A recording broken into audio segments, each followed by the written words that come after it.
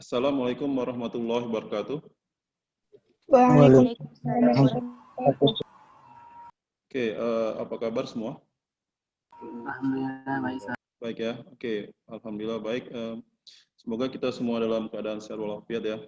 Jadi untuk pertemuan kita kali ini ya, kita akan melanjutkan tentang suhu dan kalor juga ya. Tapi sebelum mulai, baiknya kita berdoa dulu. Oke, berdoa mulai.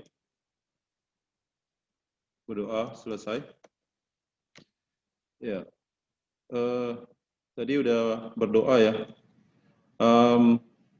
Coba kalau Bapak tanya nih, Miranda, tadi doanya apa Miranda? Ada berdoa tadi? Ada, Sar. Ada ya. Baiklah, karena yang namanya berdoa itu adalah suatu hal yang sangat penting ya kita lakukan, karena ketika kita semua berdoa, misalkan doa kepada satu yang fokus, misalnya berdoa kepada Allah dan meminta sesuatu, itu akan terkabulkan ya. Jadi misalkan sekarang, tapi harus yang jelas ya. Ya sekarang doanya contohnya supaya bisa memahami pelajaran dengan baik. Nah, ketika kalian sudah berdoa seperti itu, nah itu akan terbentuk dalam alam bawah sadar kalian dan pikiran kalian itu berusaha untuk memahaminya ya. Jadi bukan hanya pikiran kalian, tapi semuanya gitu ya. Jadi kalau itulah hubungan relasi. Kenapa kita berdoa? Itu ada sebabnya. Ya. Jadi jangan sia-siakan ketika ada petunjuk untuk berdoa. Sebaiknya memang kita harus berdoa. Untuk pertemuan kali ini kita akan bahas tentang konsep adjust black ya. Sebelumnya kalian coba ilustrasikan atau bayangkan ya, dan bayangkan dulu ketika kalian keadaan aus misalnya, pengen minum, tapi air yang katakan airnya baru dimasak misalnya seperti itu, jadi airnya masih panas ya kan, wah, sedangkan air yang sudah dingin itu mungkin sudah habis kita kan. Jadi ketika baru masak itu suhunya kan lumayan tinggi ya, hampir 100 derajat Celcius gitu. Nah, kalau sepertinya kalau kita minum akan melepuh kulit kan gitu ya.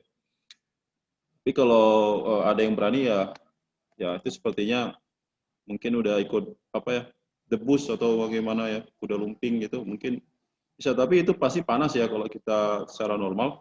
Nah, apa yang kita lakukan? Mungkin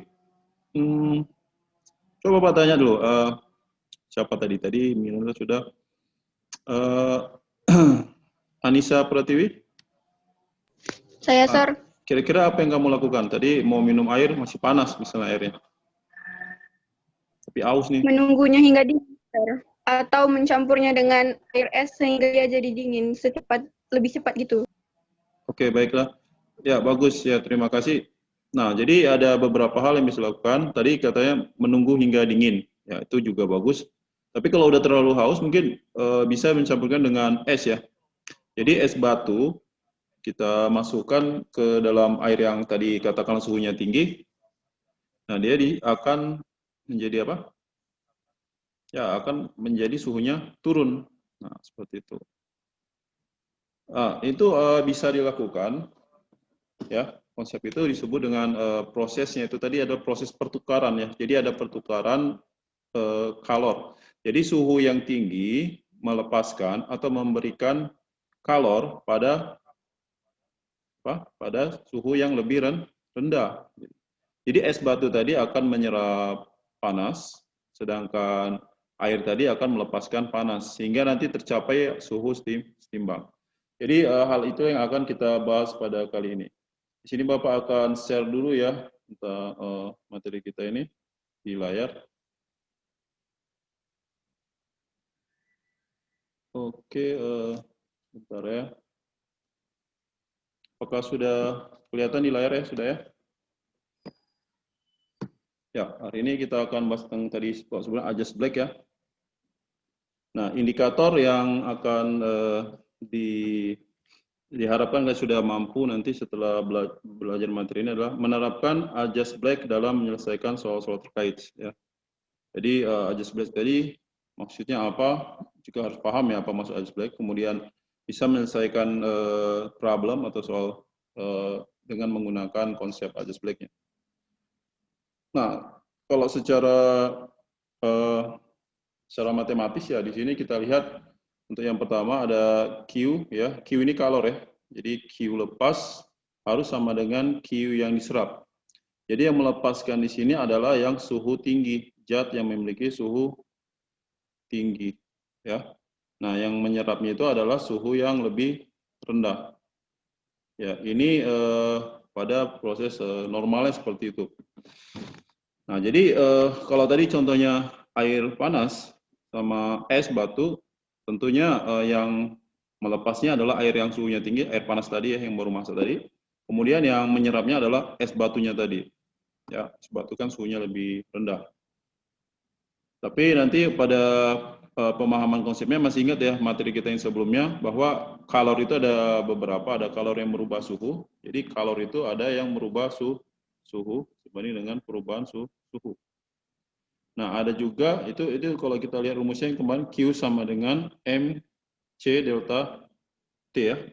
Nah, kemudian juga kalor laten itu merubah wujud ya. Ini M kali L. Misalnya tadi S-nya akan melebur. Jadi kalau kalian masukkan es batu ke air mendidih tadi, air panas tadi, itu awalnya kan padat ya es batunya. Kemudian dia akan mencair ya, ya, berubah wujudnya dari padat ke cair. Itulah M kali L-nya tadi meleburnya.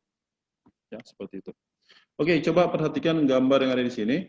Nah, di sebelah kiri ini ada air panas ya. Kemudian di sebelah kanan ini ada air dingin. Nah, masing-masing ini dimasukkan ke dalam wadah, dicampur ya, seperti itu. Nah, maka terbentuk suhu setimbang ya. Pada saat setimbang dia ada terbentuk air hangat. Nah, di sini tentu kalau air hangat ini tentu kita lihat suhunya ya. Jadi kalau kulit kita kan hanya bisa merasakan ini panas, dingin, itu kan semuanya nggak bisa dijadikan skala ukurnya gitu. Jadi kita butuh apa? Termometer. Jadi menentukan air panas tadi suhunya yang tinggi, air dingin suhunya yang rendah. Nah, air hangat tentu berada di antaranya. Jadi kalau kita buat suatu katakanlah bagannya ini suhunya yang tinggi, ya ini T yang tinggi. Nah di sini suhu yang rendah. Nah sini yang hangat, yang sedang ya. Ya ini campurannya nanti. Ya di antara suhu tinggi sampai suhu rendahnya. Oke, secara kalau kita lihat bunyi dari Addis Black ini, coba kita lihat bila dua zat yang suhunya tidak sama, jadi suhunya tidak sama tentunya, ya dicampurkan, maka zat yang bersuhu tinggi akan melepaskan kalor. Nah, seperti tadi sudah Bapak katakan di awal ya, dia akan melepaskan kalor sehingga suhunya turun. Jadi suhu yang tinggi itu suhunya turun. Jadi tinggi itu suhunya akan turun, ya.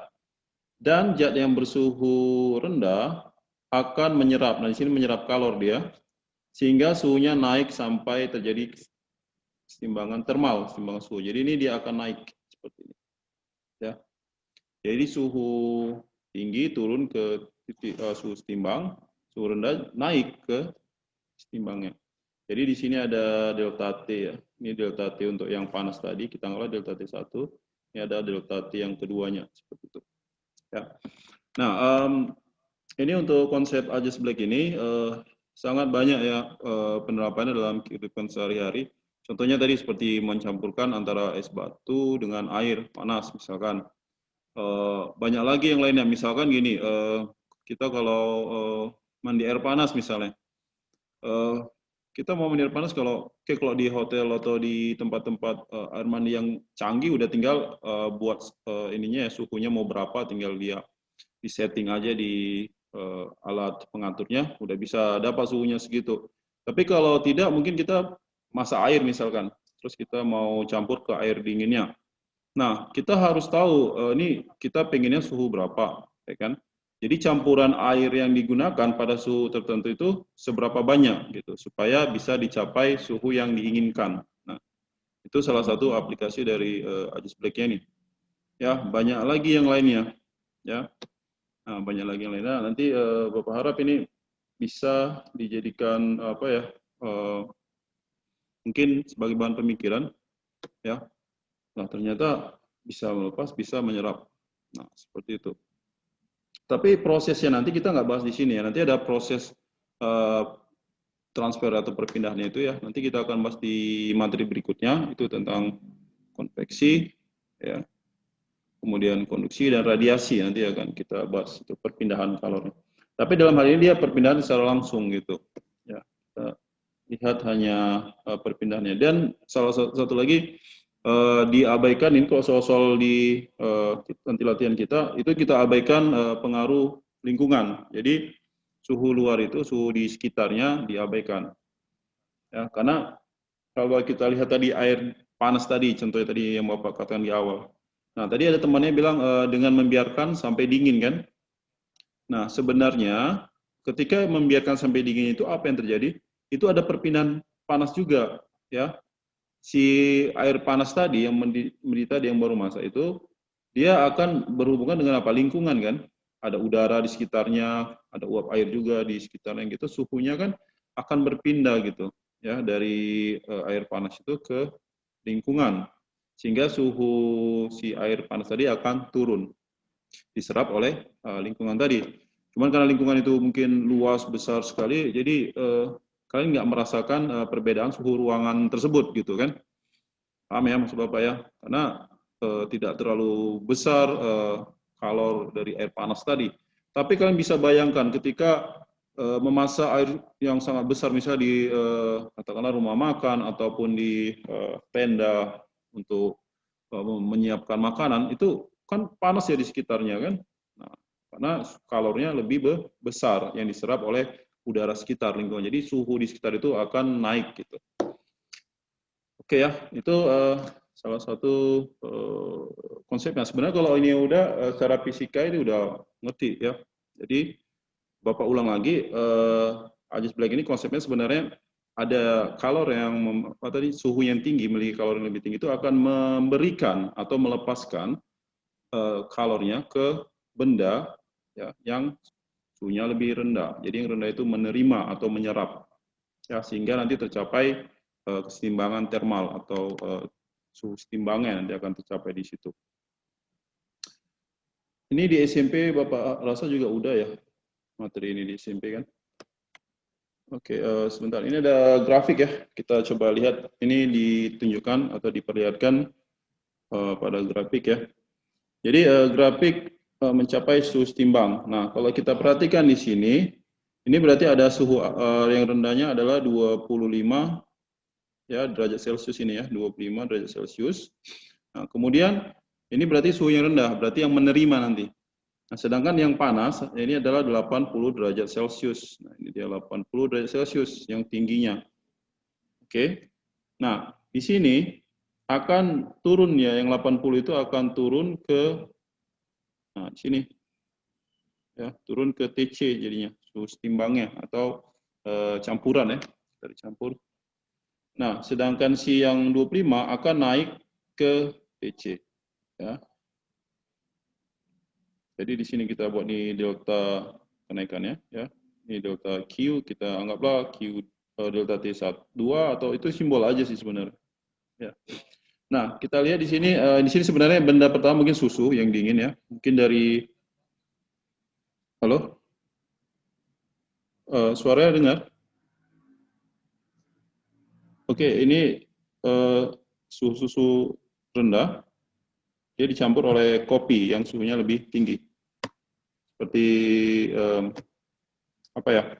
Bisa kita katakan buat kopi susu ya. Ya. Kopi susu itu mencampurkan antara susu dengan kopi. Oke, kita coba lihat sini. Tadi kita mencampurkan tadi antara susu ya, ini ada yang bersuhunya 25 derajat Celcius ya, rendah. Kemudian kopi ya. Di sini kita campur ya, sehingga nanti tercapai suhunya di sini. Ya. Air panas sama air dingin. Cuman nanti di soal biasanya kalor jenisnya disamakan. Nah, ini kalau kita lihat secara rumusnya, ya, secara matematis, di sini tadi kan, kalau misalnya ini kita buat Q lepas, ya, sama dengan Q terima. Nah, yang melepas ini kan yang suhunya tinggi, berarti ini M, katakanlah yang 1 ya. atau di sini kali M1 dikali C1 dikali delta T1 sama dengan, nah sini massa air yang dingin ya, ini kita buat 2 ya, C2 dikali delta T2. Nah di sini kan sama C-nya kita anggap ya. Oke, nanti atau mungkin kita buat aja lah dulu rumusnya. Di sini kita bisa buat T1-nya itu adalah yang tinggi ya, suhu yang tinggi ya dikurang suhu timbang ya. T1 kurang suhu timbang. Nah, kemudian yang di sini M2 kali C2 dikali, nah di sini suhu yang setimbangnya lebih tinggi dari yang apa kan, dari yang awal. Jadi ini T setimbangnya dikurang sama T2 gitu. Nah, jadi suhu itu besarannya kita buat positif di sini. Ya, makanya yang besar kurang kecil ya. Nanti bisa kalian perhatikan di sini. Sebentar. Nah, kalau kita lihat rumusnya untuk adjust black ya. Nah, di sini lengkapnya seperti ini ya rumusnya. Jadi M di sini adalah massa ya. Kemudian C kalau jenis, T itu suhu. Jadi ada yang T itu suhu, jadi T1 suhu 1, T2 suhu untuk yang kedua, TA ini akhir, atau bisa buat TC juga, itu hanya simbol saja.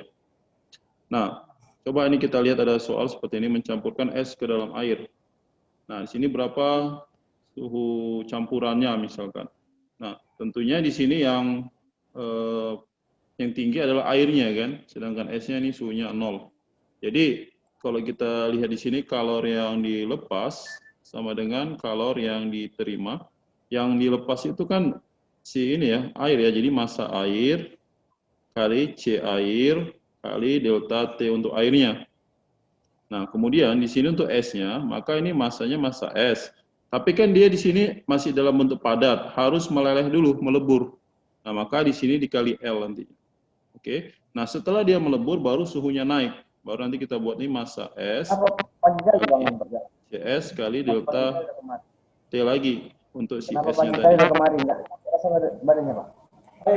Oke. Nah, nanti tinggal masukkan angkanya.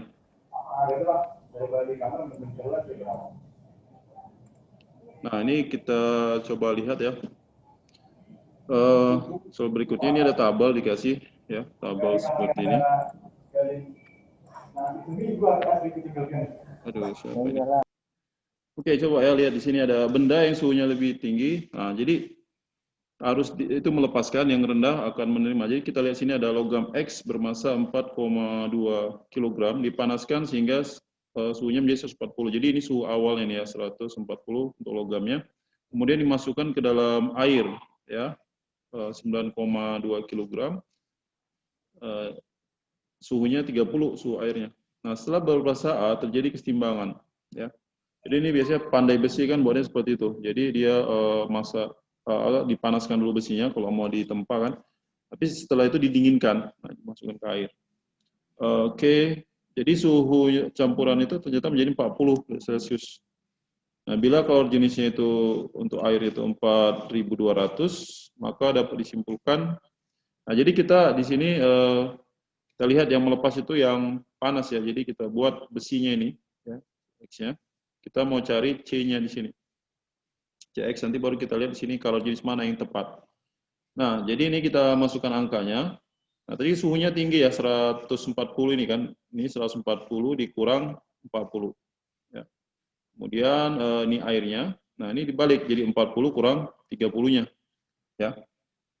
Nah, sehingga diperoleh bahwa CX-nya adalah 920 Joule per kilogram Celcius.